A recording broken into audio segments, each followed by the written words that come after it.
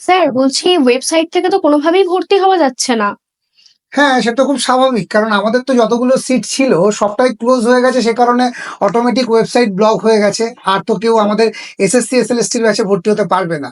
Sir তাহলে কি হবে এখন? দেখো, আমি প্রথম থেকেই সকলকে বলেছিলাম যে বিএসএসসিআই কিন্তু প্রচুর পরিমাণে ফোন আসছে এবং বহু ছাত্রছাত্রী ভর্তি হচ্ছে। তো যারা ভর্তি হতে চাও তাড়াতাড়ি ভর্তি হয়ে যাও। কিন্তু সত্যি এখন আমি ক্ষমা প্রার্থী, কারণ এই মুহূর্তে দাঁড়িয়ে আমাদের কাছে আর একটিও সিট ফাঁকা নেই। আমাদের যতটুকু ক্ষমতা আমরা ততটুকুই ভর্তি নিয়েছি।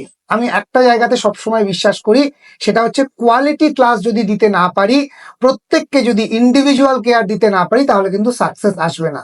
তাই শুধু ভর্তি করিয়েই আমাদের দায়িত্ব শেষ নয়, বরং যারা ভর্তি হয়েছে বিএসএসসিআই কে বিশ্বাস করে, তাদের প্রত্যেকের সাফল্য নিশ্চিত করাই আমাদের লক্ষ্য।